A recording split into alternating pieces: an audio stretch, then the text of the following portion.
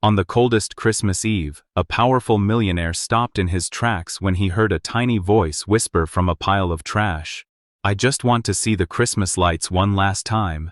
Maybe Mommy can see me from heaven." That night changed both their lives forever.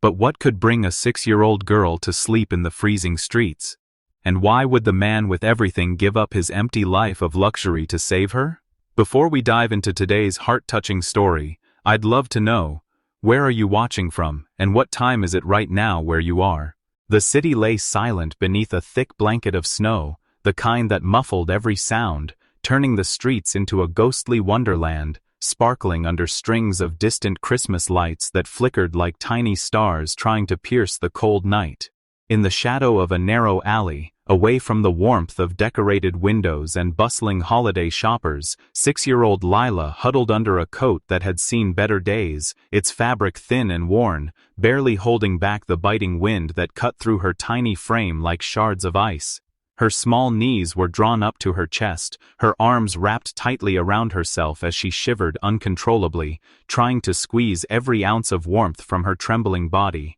She whispered into the quiet darkness, her words barely audible above the soft whistle of the winter wind. "I just want to see the lights one last time. Maybe Mommy can see me from heaven." The memory of her mother's gentle hands, the warmth of her hugs, and the soft lullabies she once sang echoed through Lila's mind, bringing both comfort and pain, a sharp reminder that she was now completely alone in a world that seemed impossibly cold and cruel. Her little boots, worn and scuffed, had holes at the toes, letting in the icy snow, and each step she had taken earlier that evening had left her exhausted and desperate, wandering the streets in search of something familiar, something safe, something that could fill the hollow ache inside her chest. The alley smelled faintly of garbage and wet brick, a harsh contrast to the festive scents drifting from the street, cinnamon, roasted chestnuts, and pine, that made her stomach growl even more painfully. Her lips quivered, not just from the cold, but from hunger and the lonely weight pressing down on her fragile shoulders. Just a block away, the city glimmered with prosperity, the glittering lights in shop windows reflecting wealth and happiness that seemed entirely out of reach for someone like her. And yet, Lila's eyes, wide and glimmering despite tears freezing on her cheeks, searched the horizon, searching for hope in the faint glow of the distant Christmas displays, hoping against hope that tonight, somehow, a miracle might find her. Across the street, emerging from the warmth and chatter of a glittering corporate gala, Jonathan, a silver-haired CEO known for his power and influence, stepped into the cold night. His tailored coat was immaculate, his polished shoes clicking against the snow-dusted pavement, yet the grandeur of his world, the sprawling mansions, the luxury cars, the empire he controlled, felt hollow against the deep, unshakable loneliness that gnawed at him from within. Every step he took echoed the emptiness of his life, a life that looked perfect on paper, but was starved of connection, warmth, and purpose. As he walked, the festive lights above him reflected in his eyes, but the joy they inspired in others seemed meaningless to him, a distant glow he could admire but never touch. The crunch of snow beneath his feet was interrupted by a soft, trembling sound, almost imperceptible at first, like a fragile whisper carried by the winter wind. He paused, frowning, straining to hear over the sound of his own heartbeat and the quiet hum of the city. Did you hear that?" he murmured to himself, a flicker of curiosity and unease piercing his practiced calm. The sound came again, a tiny voice, delicate and frail, carrying with it a weight of desperation that cut through his carefully constructed detachment. He stepped closer, drawn by an instinct he couldn't name, something that bypassed reason and power, touching a part of him long buried under boardrooms, contracts, and calculated decisions. And then he saw her, Lila, tiny, fragile, and alone, perched atop a mound of trash, her thin coat doing little to shield her from the cruel winter.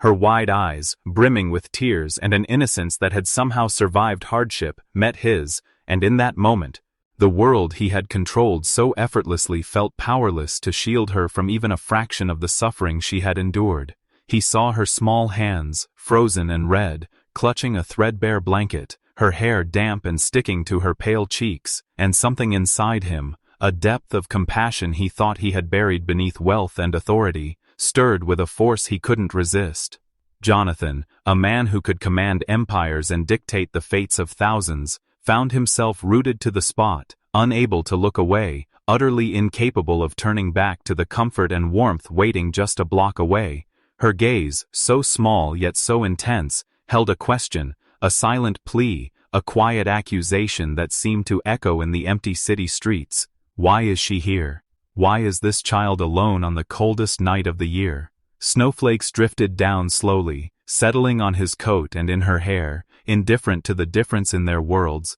indifferent to the injustice of a 6-year-old left to face the night alone. The wind whispered between the alley walls, carrying the faint sounds of distant carols and laughter from families tucked inside cozy homes, and Jonathan realized that in all his life, he had never felt this kind of helplessness, this kind of urgent need to do the right thing, the human thing, the kind thing. He bent slightly, offering his hand, though he knew it would only reach so far. Lila hesitated, her eyes darting between him and the cold ground beneath her, between fear and hope, between the unknown and the faint glimmer of trust she had barely allowed herself in years. Then, with a tentative, trembling movement, she lifted her tiny hand, letting him take it as if it were the only lifeline left in a frozen world. In that instant, the alley was no longer just an empty, snow-covered passage. It became the bridge between two broken souls, one young and fragile, one powerful yet hollow, who were about to collide in ways that would change them both forever. The city seemed to pause, the snowflakes suspended mid-air, the lights in the distance flickering as if the universe itself held its breath. Jonathan's heart, long encased in steel and control, began to thaw, a warmth spreading from his chest to his fingertips,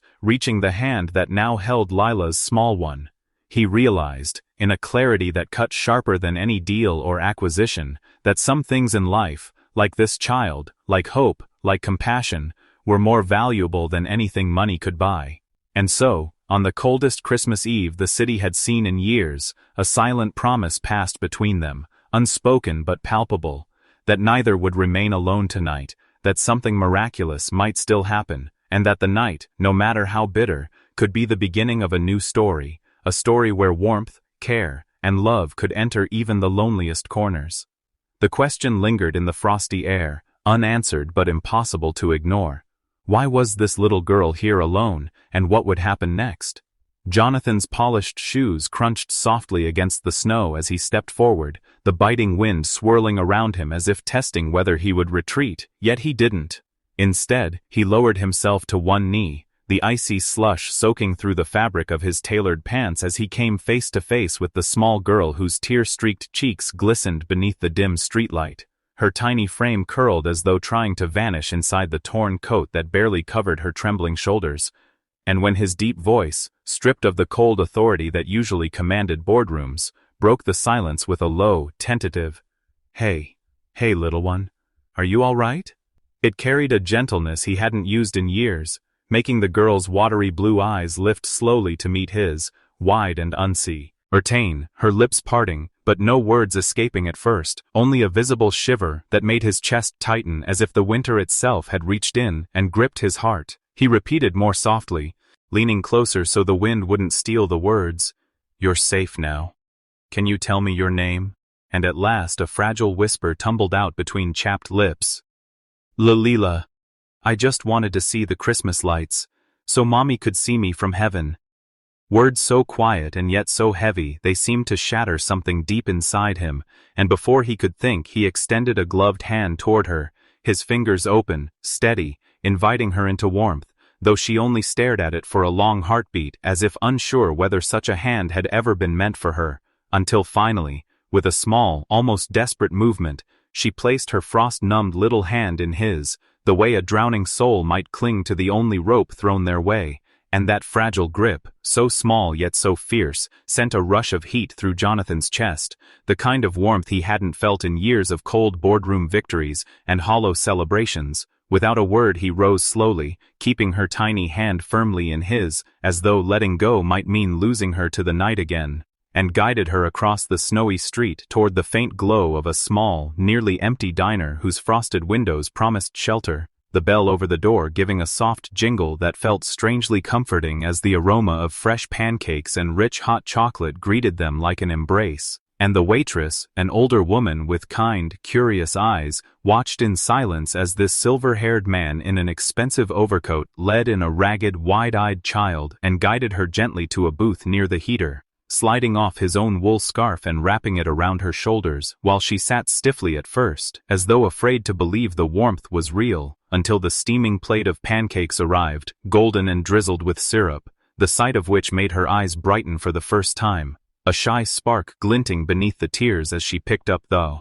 fork with trembling fingers and took a bite, her expression softening into wonder at the sweet taste. And Jonathan, sitting across from her with elbows resting on the table, watched as the girl devoured each bite with the kind of hunger that isn't only of the body but also of the soul. His own breath catching as an unexpected ache stirred in his chest. A gentle but undeniable tug he hadn't felt since he was a boy watching his little sister on their one happy Christmas morning long ago, while he found himself speaking in a voice almost unrecognizable to him, asking simple, careful questions. How long had she been out there, whether she had anyone else? But each time the words seemed to falter in her throat, her eyes glistening as she only whispered about wanting to see the lights for her mother who was watching from heaven, and that single, heartbreaking explanation filled the space between them with an unspoken weight that pressed hard against his guarded heart. He thought of the mansion he would return to later, with its grand tree and crystal ornaments and its silence, of the lavish gala he had left early, of the applause that meant nothing, and as he watched this child cradle the warm cup of hot chocolate between both small hands, as if it were the only thing keeping her alive, he realized that for the first time in years he was not thinking about numbers or contracts or rivals, only about the fragile life that had been shivering in an alley on the coldest Christmas Eve, and an unfamiliar resolve flickered inside him, like the flame of a candle struggling against the wind, making him silently vow that tonight he would not let the cold claim her,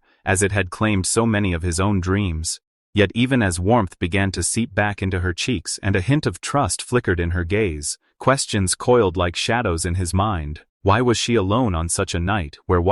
as the father she did not mention, what had driven her into the frozen streets, and those unspoken mysteries hung in the air between them, wrapping the quiet diner in a fragile suspense, a sense that the story of this little girl was far deeper, far darker than the simple tragedy she had confessed. And as snow continued to fall beyond the window, covering the city in a deceptive calm, Jonathan found himself staring at the child across from him with a growing certainty that his life, so carefully controlled until now, had just shifted in ways he could neither foresee nor ignore. The diner's warmth wrapped around them like a soft blanket against the howling winter outside, the air scented with sweet syrup and fresh coffee, the hum of conversations mingling with faint holiday tunes drifting from an old jukebox in the corner. Jonathan sat across from Lila at a small booth by the frosted window, his expensive overcoat hanging loosely on the chair as if, for the first time in years, he no longer needed it to shield himself from the world,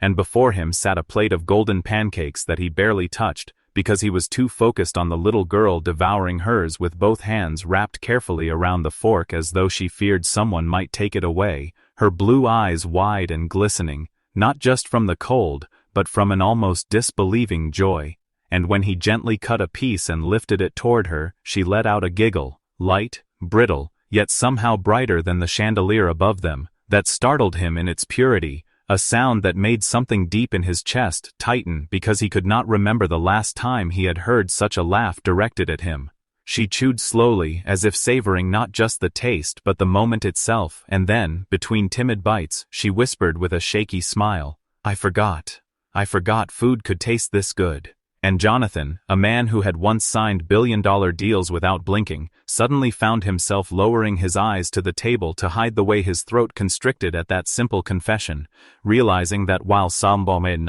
he had forgotten the taste of food, he had long forgotten the taste of kindness, of small joys, of any moment not measured in profits or headlines, and as she wiped her mouth with the back of her tiny hand, he heard himself say softly, almost to himself, I think I forgot that too. Not the food, but the feeling. And in her puzzled glance he saw his own lost childhood reflected, Those years in a dim, loveless house with parents too consumed by their own battles to notice a boy longing for warmth. The Christmas mornings where the tree sparkled but no one smiled. And he realized that all the wealth and trophies of his life had been poor substitutes for that one thing this little girl now brought back to the surface: connection. When the meal was finished and the waiter, moved by the sight of them, discreetly slipped a candy cane onto Lila's plate, Jonathan noticed her eyes linger on it with a mixture of surprise and delight, as if such a small gift was a treasure, and he suddenly wanted to give her not just food or candy but the entire world, if it would keep that fragile light alive in her eyes. He paid the bill with a quiet nod, took her tiny mittenless hand, so cold and small it nearly disappeared in his palm, and stepped with her into the crisp winter night where the snow had stopped falling, but the streets still shimmered under the glow of festive lights strung across lampposts and windows, and as they walked slowly past shops displaying toys and wreaths, her head tilted upward, her breath catching in wonder at each twinkling bulb, each glowing reindeer, each shimmering ornament, and Jonathan, who had once thought these decorations gaudy and meaningless, felt as though he was seeing them for the first time through her awed gaze. He noticed how she tugged gently at his sleeve whenever they passed a particularly radiant display, whispering things like, "Do you think Mommy can see this from heaven?" Or, "I think the stars are jealous of these lights." And each innocent comment pierced deeper into him than any insult or praise he had ever received in a boardroom, because it reminded him that the world was still full of marvels he had shut out for decades. At one corner they paused where a towering Christmas tree stood draped in gold ribbons and glass baubles. A crowd gathered around to take photos, and Lila's eyes glistened as she whispered, "It's so big. I never thought I'd see one this close again." And Jonathan, struck by the tremor in her voice, knelt down so their eyes met at the same level and asked quietly, "Would you like to go closer?" And when she nodded shyly, he led her forward through the people until they stood beneath the glittering branches, and she reached out with hesitant fingers as though touching magic itself, her lips forming a soft smile that made Jonathan think he would give up every share, every mansion, every car he owned just to see that expression one more time. They lingered there until her nose turned pink from the cold, and he instinctively draped his scarf around her neck, surprised at how natural the gesture felt, as though some long-dormant instinct to care had reawakened within him. And as they resumed their walk, he became acutely aware of her small steps slowing, of her stifled yawn, of the way she pressed a little closer to his side as the night deepened and the city quieted. And while the street ahead glittered with lights and cheerful shop windows, his mind grew heavy with a question he could no longer ignore. Where would this fragile child sleep tonight once the magic of the evening faded and the streets turned colder? A question that loomed larger with every block they passed, turning his chest tight and his gaze pensive, and as he glanced down at her bundled in his scarf, staring sleepily yet still wide-eyed at a display of angels in a store window. He knew the night was not over and the choices before him were not simple, for kindness could be offered in a moment but real care required a promise.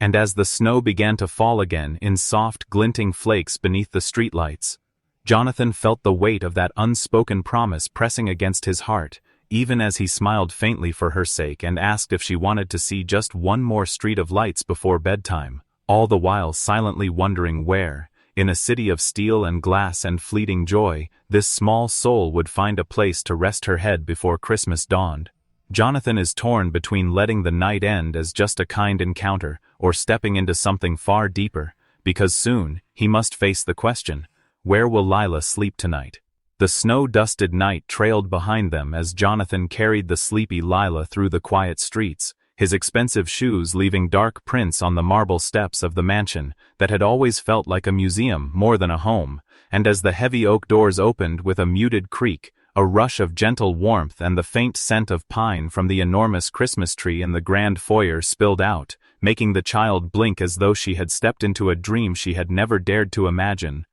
Jonathan lowered her carefully onto the plush rug and removed her wet little shoes, noticing how she gazed at the glittering chandelier above her head as if it were a constellation of distant stars, then guided her slowly up the winding staircase lined with garlands and golden ribbons, pausing at the door of a guest room that had never been used, its ivory sheets crisp, its fireplace crackling faintly as though it had been waiting for her all these years, and when he pulled back the quilt and told her softly,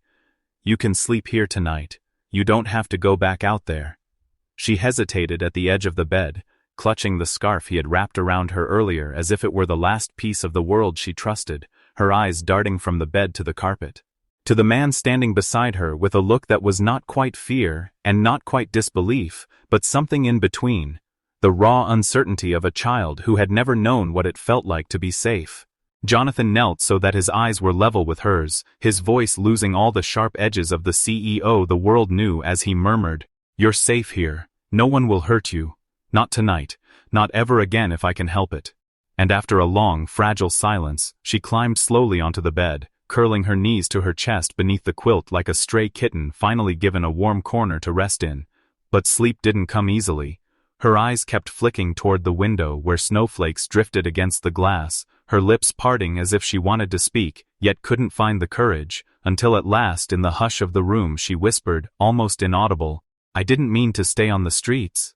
Mommy told me she'd be back soon. She went to the hospital, but she never came back. They said she's gone, and I didn't know where else to go." And the words trembled out of her like broken pieces of a song too heavy for her small chest to carry. Jonathan felt the confession land on his heart like a hammer striking glass, splintering every wall he had built inside himself, and he reached out instinctively, not to console with empty words, but simply to rest a gentle hand over hers on the quilt, as though lending his strength through the warmth of his palm, yet even that small gesture made her eyes glisten as she went on in a shaky breath.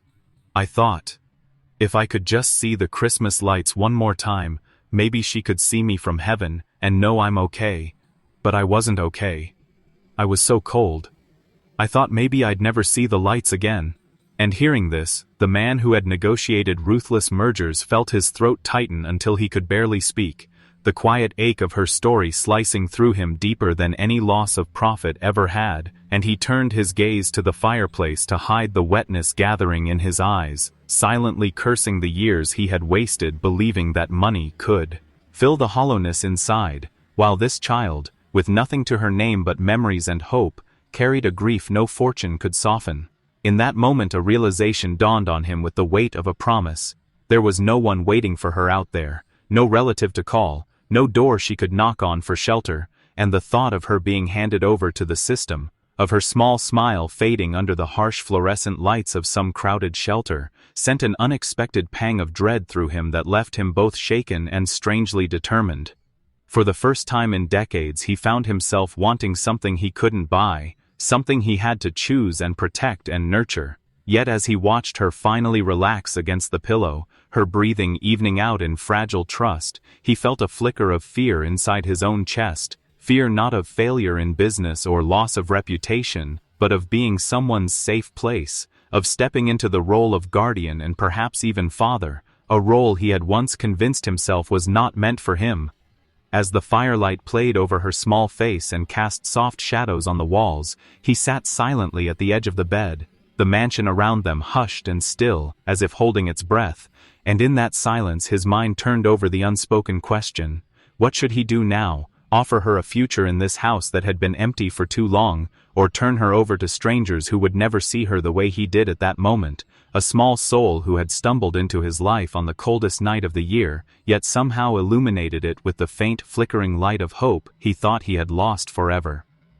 Jonathan now knows Lila has no one. The weight of her truth presses on him, the question that keeps him awake as the snow falls outside. Will he find the courage to make her part of his life, or will he let the authorities decide her fate? The morning after that sleepless night, Jonathan awoke to a sound he hadn't heard in years, soft humming, light and cheerful, drifting down the grand staircase like a breeze of spring entering a house long sealed for winter, and as he stepped barefoot onto the polished floor of the hallway, following the tune, he found Lila sitting cross-legged by the enormous Christmas tree in the great room, a pile of colorful scraps of paper spread around her like tiny snowdrifts, scissors in her small hand, tongue peeking from the corner of her mouth as she concentrated on cutting out crude little star shapes. She looked up as he approached, her face breaking into a bright smile that made the cavernous, marble-lined room feel strangely warm, and before he could even ask what she was doing, she held up a slightly lopsided star and said with infectious pride,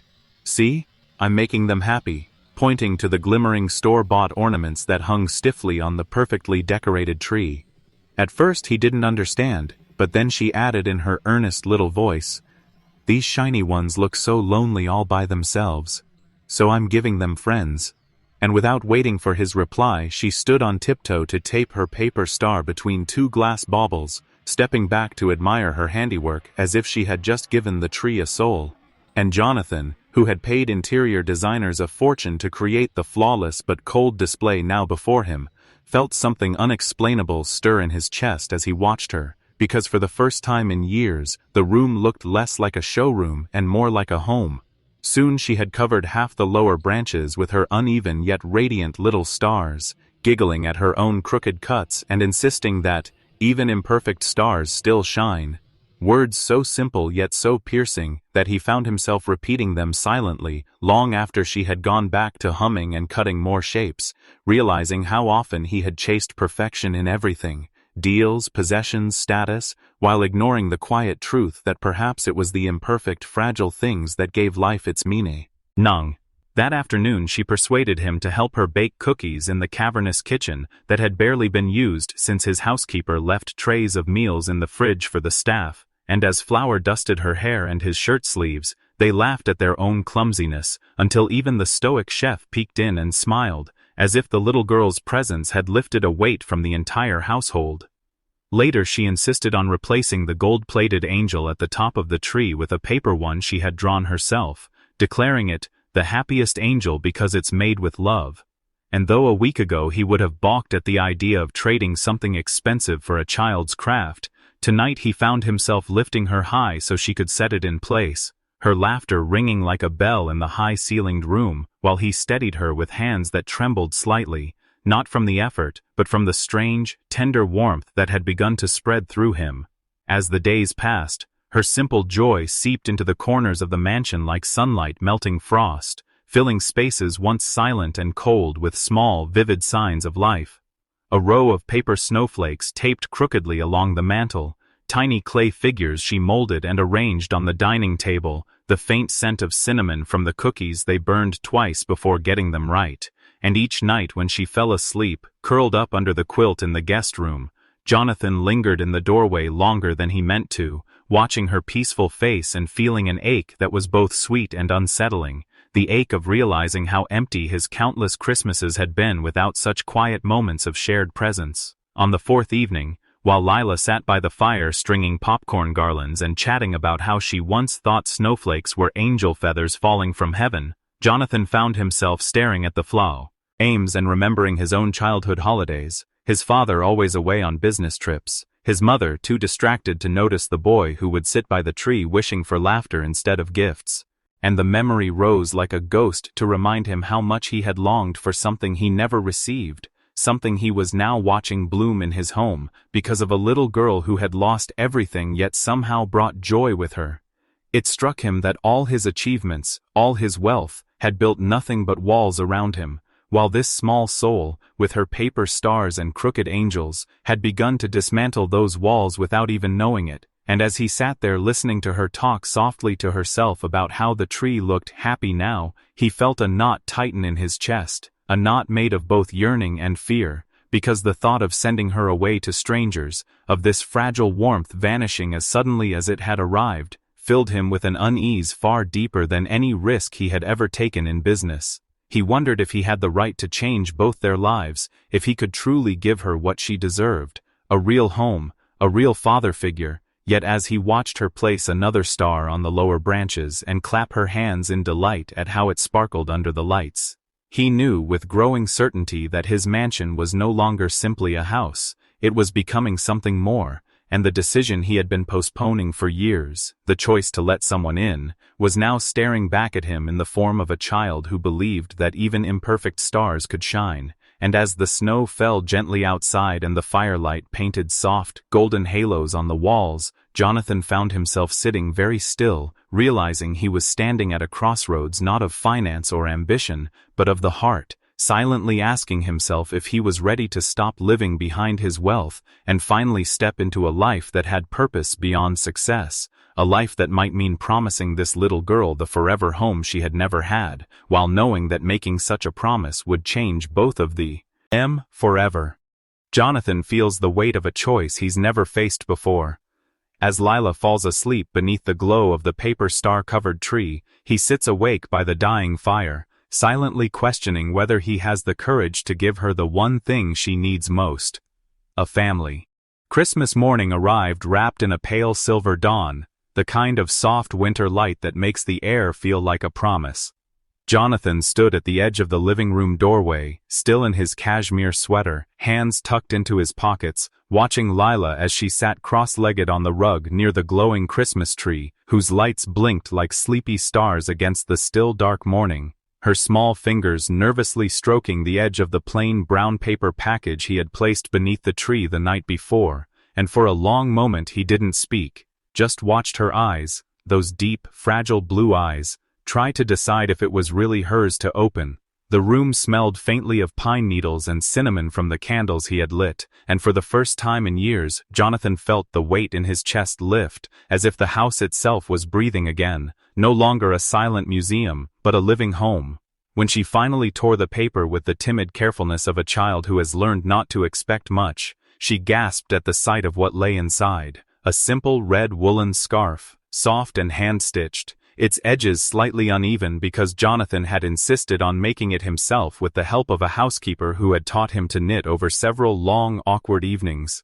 Lila's tiny hands trembled as she lifted it out of the box and held it close to her cheek, as if testing whether it was real. And then, without warning, her eyes brimmed with tears, her shoulders shook with a little sob. She tried to hide behind the scarf, whispering through the quiver in her voice that he didn't need to give her anything, that just staying with her was enough, just staying by her side was the greatest gift she could ever imagine. Jonathan felt that quiet confession carve a tender ache deep into his chest, and something inside him, something he hadn't dared believe in since he was a lonely boy staring out of cold boarding school windows on Christmas Eve, stirred to life.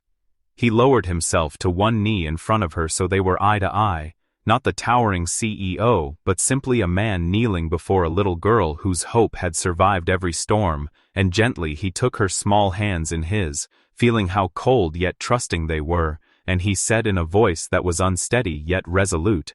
"Lila, would you like to stay with me forever? To be my family?" The world seemed to pause, the tree lights blinked slower, the fire crackled softly, as Lila's eyes widened first in disbelief and then in dawning wonder, her lower lip trembling as if she feared this was a dream too delicate to touch, and then a radiant, tear-bright smile blossomed across her face as she whispered, so softly yet so full of promise, "Yes," and threw her arms around his neck, hugging him with the fierce certainty of a child who had finally found the place where she belonged. Jonathan closed his eyes against the sudden burn of tears he hadn't shed in decades, his arms folding protectively around her small frame, as if to shield her from every cruel memory, and he realized in that fragile moment that no contract, no fortune, no mansion full of glittering things could equal the worth of this single, trembling word that had just changed the course of both their lives. Outside, the Christmas morning sky began to glow gold above the snow-dusted city rooftops,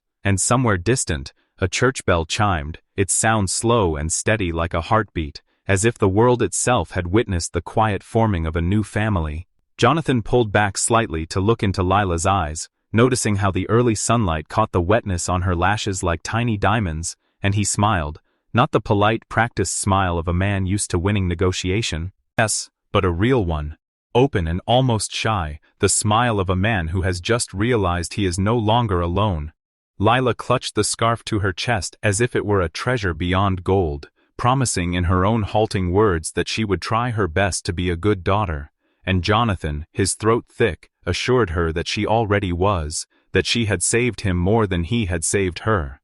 The rest of the morning unfolded gently, almost reverently. Jonathan fixed them breakfast himself, clumsily flipping pancakes while Lila giggled and tried to show him how to pour syrup without drowning the plate, the kitchen filling with the smell of butter and warm maple sugar, the kind of homely scent Jonathan had not experienced since boyhood. Later they sat by the fire with cups of cocoa, Jonathan telling her small, carefully chosen stories from his own lonely childhood, about the toy train he had wanted but never received, about the years when Christmas had been just another day on a calendar, and Lila listened wide-eyed, as if seeing that the man who had seemed so powerful was once a boy who also felt forgotten.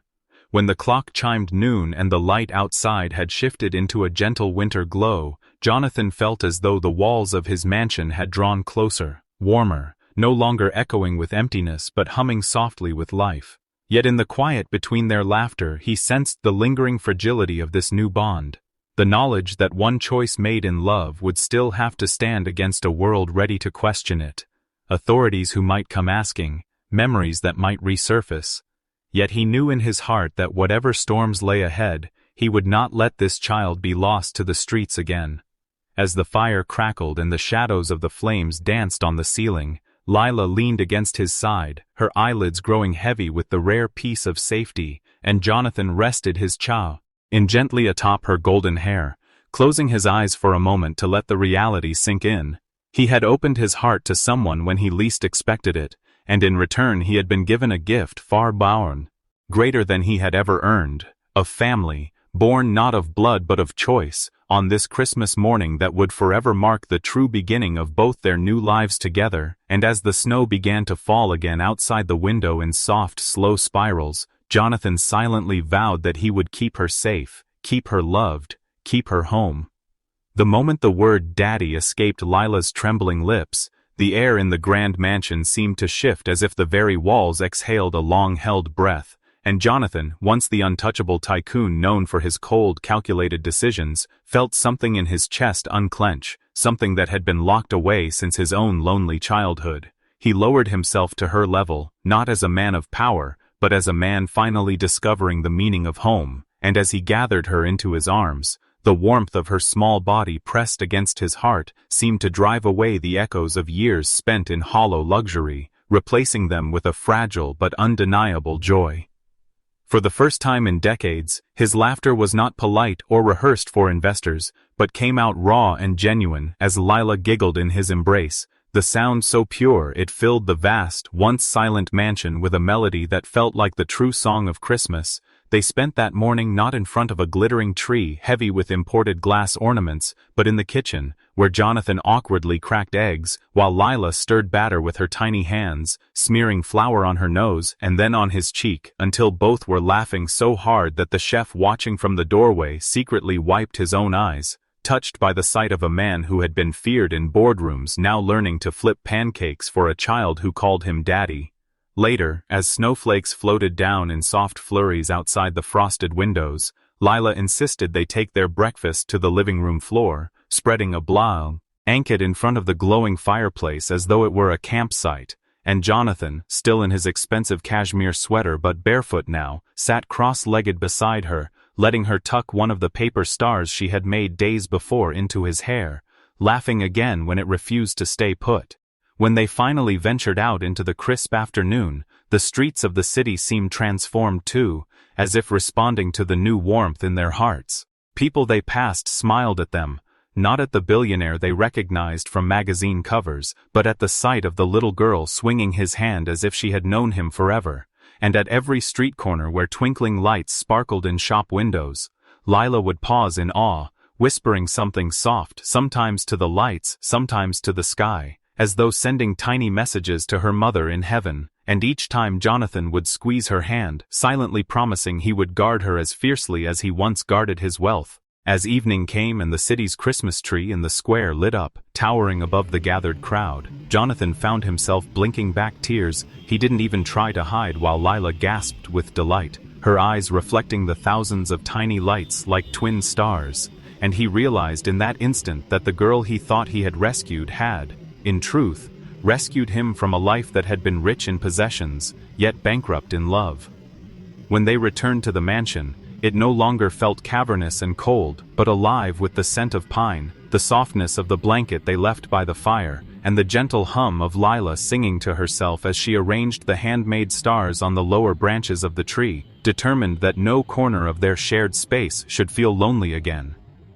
That night, as he tucked her into bed, She clutched the little stuffed bear he had given her on Christmas morning in Mumbai, led sleepily that the house didn't feel like a mansion anymore. It felt like home, and the simple word pierced Jonathan's soul more deeply than any corporate accolade ever had. Standing at her bedside, he thought of all the years he had spent chasing success, the endless late-night meetings, the cutthroat deals, the applause of strangers, none of which had ever given him the sense of belonging. He now felt simply watching this tiny girl drift off to sleep under the soft glow of the fairy lights. She had insisted stay on all night because, as she said, even imperfect stars deserve to shine in the dark. When he finally turned away and walked back toward his study, he stopped midway in the hallway, noticing for the first time that the grand oil paintings on the walls, once symbols of status, now seemed meaningless compared to the crooked, glitter-dusted paper stars taped there by Lila earlier in the day.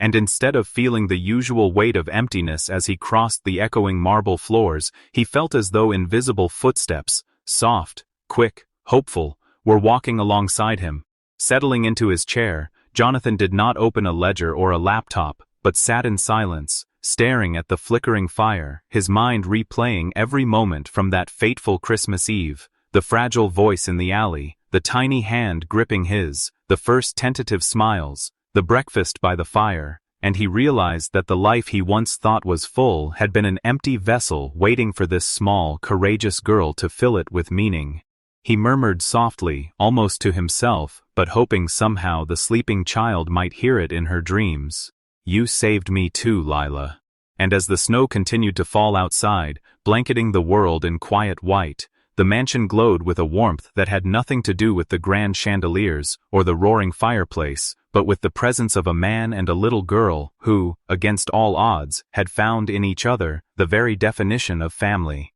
Jonathan stood by the window of his once silent mansion, the faint glow of the Christmas tree, casting warm gold against the walls, while behind him the soft sound of Lila's laughter blended with the crackle of the fire. He turned to see her curled on the rug in her new red checked pajamas, building a crooked little tower out of the candy-striped boxes they had saved from the morning, and something in that simple sight pierced deeper than any grand success he had ever known, for it was not the boxes or the gifts, but the sense of life in them that filled his eyes with tears. Crossing the room slowly, his steps soundless on the plush carpet, he crouched beside her and asked what she was making, and when she answered with a shy grin that she was building a tiny lighthouse for lost people on cold nights, he felt his throat tighten because he realized that in her small way she had named exactly what his heart had needed all these years, a light to guide him home. As the snow fell softly outside and the world hushed beneath its white blanket, Lila looked up and said, almost as if she were speaking to the night itself, that she hoped the people still wandering in the streets could find somewhere warm the way she had. And Jonathan, unable to speak, drew her gently into his arms and told her they would do their best to make sure no one felt as lost as she once had. Later, as the church bells chimed in the distance and the scent of fresh pine mixed with the faint sweetness of the cookies cooling on the counter, he led her to the big bay window where the world beyond the glass shimmered with Christmas lights, the same lights she had once only dreamed of seeing, and whispered that the brightest lights were not in the streets but in the kindness they carried in their hearts, and her small hand slipped into his as she nodded with the solemn wisdom of a child who had known too much sorrow and still chosen hope. That evening, they set an extra plate at the table and bowed to their heads, not in sadness, but in gratitude, remembering the mother who had loved Lila so fiercely, and trusting that somewhere above, she was watching her little girl laugh again. When they had finished supper, Jonathan brought out a small wooden box he had kept for decades, one he had never shared with anyone, and opened it to show Lila a faded photograph of himself as a boy standing alone in front of a foster home at Christmas. And he told her that all his life he had thought the world had given him everything when it gave him wealth, but he had only truly received something when he was given her, and Lila, listening intently, reached out and laid her tiny palm against his cheek, telling him softly that maybe both of them had been lost stars waiting to find the same sky. As the fire burned low and the night deepened, Jonathan tucked her in beneath a soft quilt, and stayed by her side until her breathing steadied in sleep. then whispered a quiet promise into the stillness that he would spend the rest of his days making sure she never felt the cold of loneliness again. Stepping back to the window, he saw the faint outline of the moon behind drifting clouds and felt as if it were a gentle witness to their new beginning, and with a deep breath he allowed himself to believe that a home built on love could stand stronger than any empire. Just before midnight, Lila stirred awake and called to him in a sleepy voice, asking if he thought her mother could see the lights, and Jonathan knelt beside her bed and said that he believed the lights of kindness and care shone far enough to reach heaven, and she smiled at that answer, and fell back asleep, clutching the little paper star she had made. In the final quiet hour of Christmas night, Jonathan sat in the armchair by the fire, and thought of how a single moment of stopping in an alley, of not turning away, had changed not only her future, but his own, and in his heart, he understood that the true wealth of his life was now sitting upstairs dreaming beneath a roof that had finally become a home. Outside the snow kept falling, soft and unbroken, as if the world itself were wrapping them in a blanket of peace, and in that stillness the lonely CEO and the once orphaned child had become a family, proving that even the smallest gesture of care can light the way through the coldest night, and that the warmest Christmas is not measured by the grandeur of gifts, but by the depth of love that binds two hearts that once felt lost, but had at last found their way to each other.